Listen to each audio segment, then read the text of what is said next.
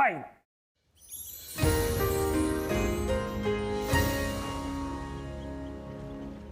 Komið þið sæl. Við sjáum hér á yfirlitskortinu mikla lægð sem suður af landinu. Hún kemur til með að færast í aukana og koma hér til norðurs.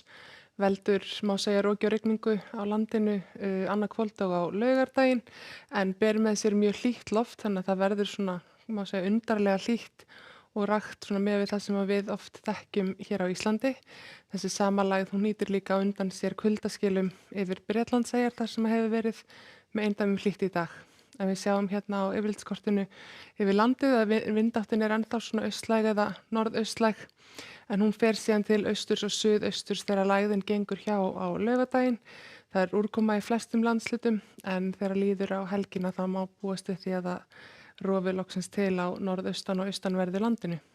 En í kortunum fyrir morgundaginn er svona hlýindi og sólríkt veður allavega til að byrja með á vestanverðu landinu. Klukkan 15 þá er ekki útlit fyrir að verði farið að þykna upp að neinu ráði. Það má sjá að hitinn er svona 10 til 17 stig eftir því hvar við erum stödd, og eftir því sem förum norðar þá svona aðeins kólnar nú í þessu og það eru meiri ský þarna við norðurströndina. Það má þá alveg búast við því að það verði til dæmis sólríkt á Barðaströndinni fram eftir degi og líklega á Snæfellsnesi líka.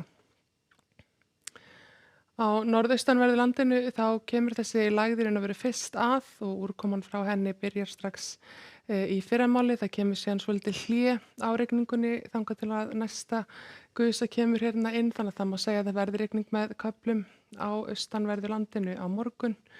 Og það sem gerist líka í kjölfarið á þessari lægð er að það hvessir svolítið við suðurströndina. Þetta byrjar nú fyrst bara út á miðunum suðaustur af landinu og eins úti fyrir Vestfjörðum og það verður alveg 10 til 15 metrar á sekúndu þar. En síðan á laugardaginn eða aðfaranótt laugardags má búast við því að það hvessi á þjóðvegunum og verður þá erfitt vik fyrir þá sem ætla að vera með aftan í vagna. En á laugardaginn klukkan 15 þá er nú svona mesta úrkoman búin á norðanverðu landinu. Skilin verða mestuleyti farin hér til vesturs. Það eimir aðeins eftir af súldaði rigningu við norðaustur ströndina og má alveg búast við því að það verði kannski skýjað áfram á Austfjörðum og inn á Héraði, en hins vegar eru hitatölurnar farnar að taka vel við sér. Má alveg búast við 17 gráðu hita á Egilsstöðum til dæmis og 19 til 20 stiga hita í Eyjafirðinum. Þetta ætlar síðan að vera svona á þessum slóðum hitinn hérna allavega í innsveitunum á norðaustanverðu landinu en svalara við ströndina. Það er útlit fyrir að verði ansi svalt á Vestfjörðum fyrst eftir að þessi skil ganga yfir, en það hlýnar svo þegar að úrkoma nær að hreinsa frá.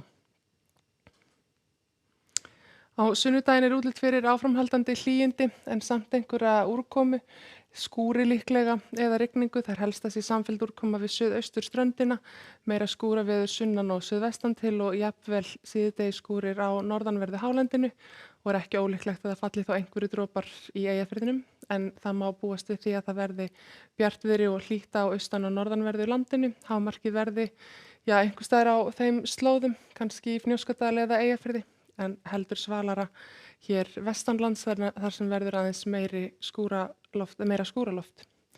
Á mánudaginn er svo áfram búist við talsverðum hlýindum yfir öllu landinu, en það er úrkoma með þessu, þannig að það má segja við fáum svolítið útlanda veður á mánudaginn. Það verður hlýtt og mjög rakt sem er eitthvað sem við kannumst kannski ekki við, en sólin ætti að skína norðurhelming landsins og á Austfjörðum og við sjáum örugglega eitthvað aðeins til sólar hér suðvestan til þó það verði heldur þungbúnara hér. En það er sem sagt þessi skýjaflókar á við norðurströndina. Það fer að rigna á austanverðu landinu í kvöld og nótt og rigningin gengur síðan til vesturs á morgun, en það er sólríkt til að byrja með suðvestan til en þykknar upp síðdegis. Verið sæl.